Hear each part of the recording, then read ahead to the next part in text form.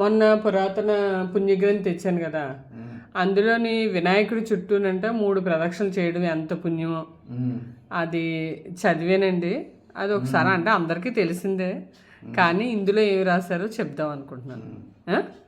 ఆలకించండి. అయితే అది విఘ్నేశ్వరుడికి కుమారస్వామికి మధ్యనంట వివాదం వచ్చిందంట, నువ్వు గొప్ప నేను గొప్ప అనేసి.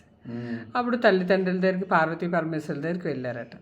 వాళ్ళు అన్నారట, ఇద్దరిలో ఎవరు గొప్ప అనడానికి ఈ ప్రపంచం అంటే మొత్తం ముల్లోకాలు ఎవరు ముందు తిరిగి వస్తారో వాళ్ళే గొప్పవాళ్ళు అని చెప్పారంట.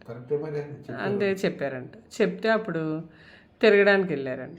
తిరగడానికి వెళ్తే కుమారస్వామి నెమలెక్కి మొత్తం ముల్లోకాలు తిరగడానికి వెళ్ళాడంట.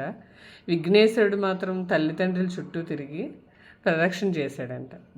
అందుకని చెప్పేసి మనం విఘ్నేశ్వరుడు గుడికి వెళ్ళినప్పుడు విఘ్నేశ్వరుడు చుట్టూ తిరిగితే పార్వతీ పరమేశ్వరుల చుట్టూ తిరిగినట్టు మన తల్లిదండ్రులకు కూడా నమస్కారం చేసినంత ఫలితం వస్తుందట.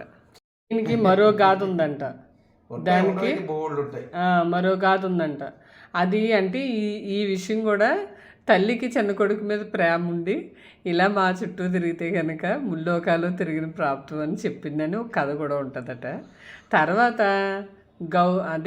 మనకి ఇందులో గౌతముని కూడా ఉన్నారండి.